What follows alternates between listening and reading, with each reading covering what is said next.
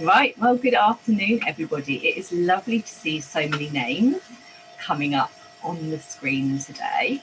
And we're just waiting for the last couple of people to join us. And then we are going to have our Monday assembly. And this week, well, I've been really excited about this assembly because it's about one of my absolute favourite things.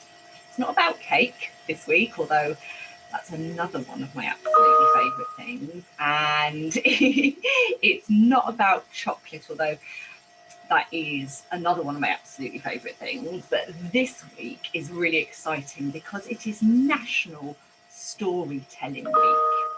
So, National Storytelling Week this week, which means that we really get to celebrate stories, telling stories, making up stories, reading stories, watching stories, playing stories. That is what's going to be the focus this week. And it's at the same time as we also are going to be thinking about how to keep our minds really healthy and how to look after ourselves, which when things are a little bit different and the world is a little bit strange, looking after ourselves can be a bit hard sometimes. So we're going to mash together the two things this afternoon. We're going to talk about National Storytelling Week and Children's Wellbeing Week. So lovely to see everyone here. Now, to get ready for this assembly, I went tiptoeing into the school library, and I had to go when the Year R staff weren't in there, because at the moment the library is their bubble staff room. So whilst they were all busy, I washed my hands, made sure they were lovely and clean, and tiptoed into the library. And then I had the best time ever pulling out some of my favourite books. Because as it's National Storytelling Week, I thought that we would look today at some books. So the first one that I chose is this one, Enid Blyton's Faraway Tree. Now, when I was about your age, my gran and my granddad had a really, really big oak tree in their garden. So oak trees grow really, really tall and they've got very big, thick trunks. And I used to imagine that if I could get up the tree, I would end up just like the characters in this book. And I'd meet Saucepan Man, and I'd meet the washerwoman chucking her water down the tree as I climbed up. And in the faraway tree, every time you get to the top of the tree, there is a new land. Now, you will absolutely not be surprised if I tell you that the land that was full of sweets and chocolate was my favourite one, but it's a really, really fun story. So this one I would really, really recommend. Now, another one of my absolute favourites is The Worst Witch. Now, I really wanted to be Mildred Hubble and go to Miss Cackle's Academy for Witches. I really wanted to learn to ride a broomstick, and I really, really wanted to learn to make spells. So I became a head teacher instead. So it's not quite the same. It's not quite the same. And I don't think our school is like Miss Cackle's Academy for Witches, but this is brilliant because poor Mildred Hubble just wants to fit in really, and she has quite a hard time of it because she has a tendency to make spells that go really wrong, and she gets into lots and lots of bother. So Amelia loves it as well. I love The Worst Witch, Amelia. It's one of my favorite things. And then I chose a Roald Dahl. Now I didn't choose a Roald Dahl storybook, I chose Revolting Rhymes. And that's because me and one of my sisters, my sister Jess, used to spend a lot of time giggling at this book because this tells you the story of some of our fairy tales that you know really well. But it tells them in a little bit of a strange way. And in this book, there is a rhyming poem that's all about Little Red Riding Hood. And Little Red Riding Hood in the poem is quite tough. She won't be bossed about. She certainly isn't going to get eaten by the wolf. And in fact, this was my favourite bit. She pulls a pistol from her knickers to get rid of the wolf. And I just love it. And even though I'm really quite old now, I'll always remember that line. She whips a pistol from her knickers. Because I think that's such a funny thing to do. And it's quite different. It's quite different from the normal way of telling Little Red Riding Hood. And Roald Dahl is a really, really good writer. So if you like fairy stories and if you like things being a little bit crazy, you'll really enjoy Revolting Rhymes. So I would definitely recommend that one. But I also love picture books. So I have, oh my goodness, The Gruffalo's Child. The best thing about Christmas is the fact that there's always a Julia Donaldson on now. And even though my boys are quite old, I made them sit down this year and watch the Zog cartoon when it was on over Christmas. I don't think they really wanted to watch it, but Julia Donaldson is great. And The Gruffalo's Child is fabulous because in it, the little Gruffalo's child finds out all about a big bad mouse. So it's really, really funny. And I also like the way the Gruffalo is fast asleep at the end of the book. Now I know lots of you are going to know this one. Oh yes, Aliens in Underpants Save the World. Again, has got pants in it. It's not all the books I love have got pants in. But I love this one because of the pictures. They are absolutely fantastic. All of these aliens heading off, coming on a pants pinching mission. Oh, Pirates Next Door, Drew. I love the Pirates Next Door as well. I know you've been doing that in your learning, haven't you? And I love this bit at the end of Aliens Love Underpants, which says, so should your pants go missing, there's no need to make a fuss. Let the aliens have their fun.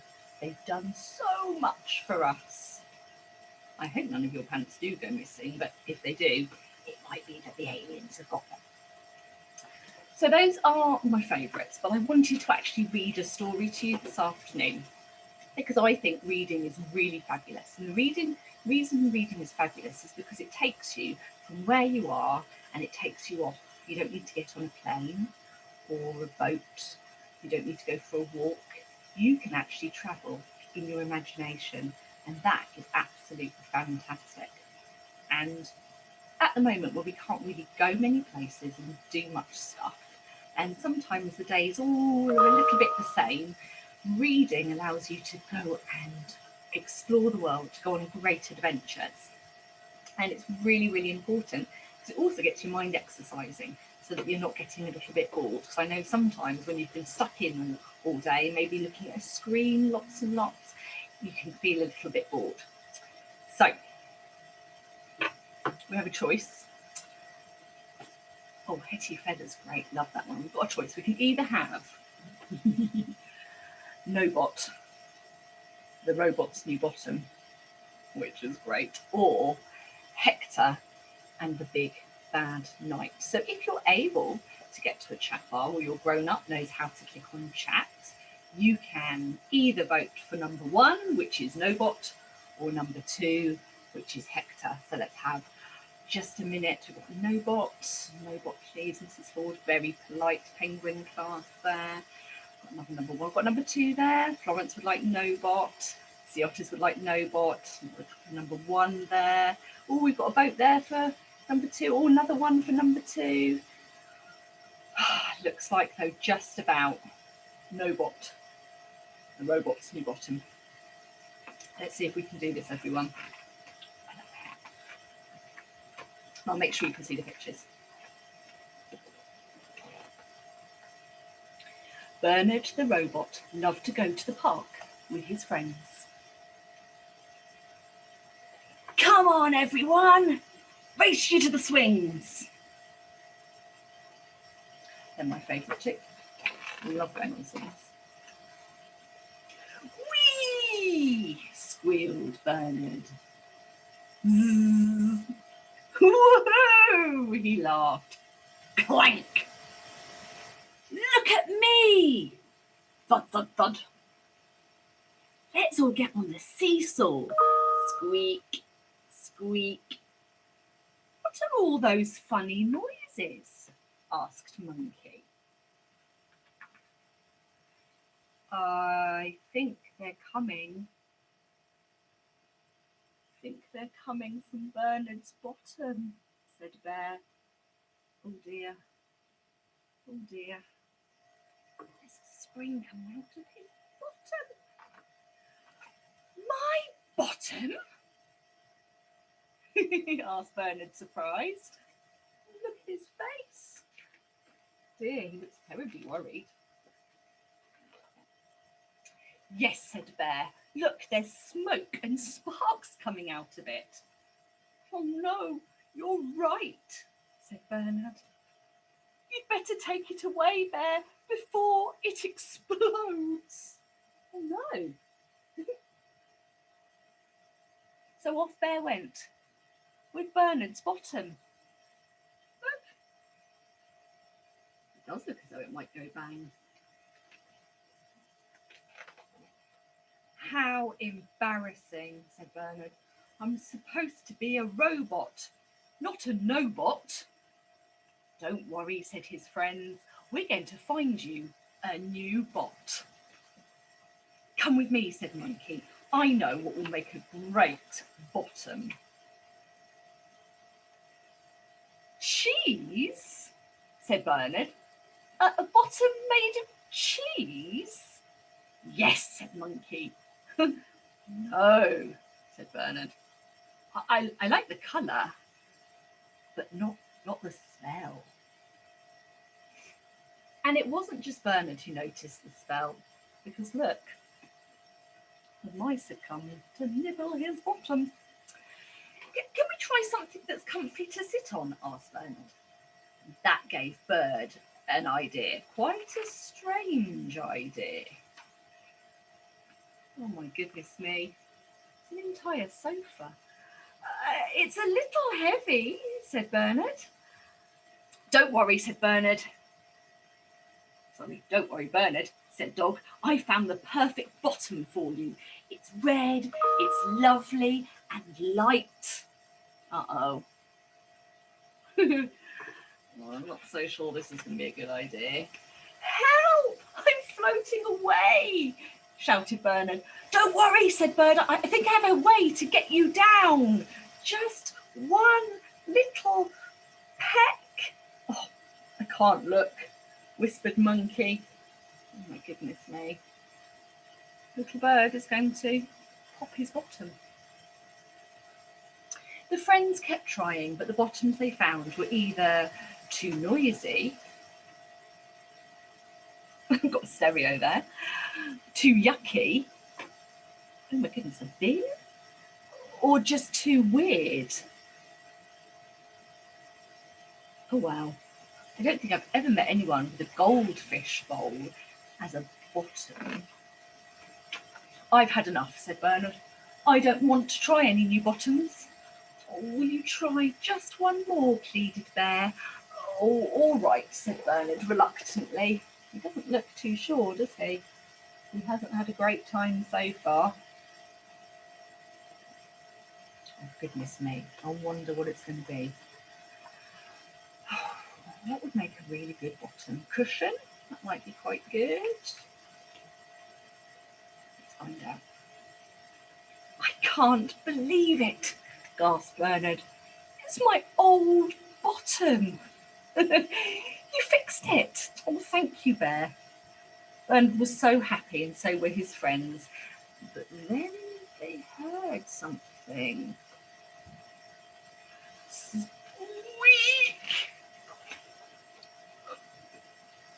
Oops. Sorry, said Gary, blushing. I think it was my bottom this time.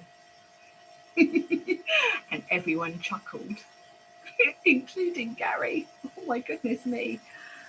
That squeak did come out of Gary's bottom. Deary me. I love Nobot, the robot's new bottom. It's such a lot of fun. So, because it's National Storytelling Week, every single teacher is going to have a Zoom story session with their class. So all of the penguins who are at home will be able to see Mr. Wings reading a story live on Zoom. all of the sea otters will see Mrs. Baldacchino, all of the orcas will see Mrs. Ty, all of the seals will see Miss Floyd. You are going to get to see your teacher sharing a story with you this week on Zoom. So keep an eye out on Seesaw for your link. Now, we know that reading is fabulous. I also want to remind you that the library have got a winter reading challenge at the moment, and you've got until the end of February to join in. So if you go onto the Hampshire Library website and look up Winter Reading Challenge, you can join in. And the amazing thing is, you can actually fill in a little form, and the library will choose you some books and put them in a box ready for you to pick up. So this week we are going to hopefully enjoy exploring all of our favourite stories. If you've got a story that you would recommend me, you can either email me or send me a message through Seesaw and your teacher will let me know. But let's really enjoy ourselves this week, enjoy our stories, and hopefully that will make sure that we exercise our brains and we stay feeling good. Now, it's been lovely to see so many of you this afternoon, but spread the word. If you're talking to your friends, let them know that they'll be able to see their teachers this week, and I look forward to seeing all of you for Celebration Assembly on Friday, and some of you I will see in a moment on the one-way system. Remember everyone, stay safe and keep reading, because that will take you to amazing places. See you everyone. Bye-bye. See you later.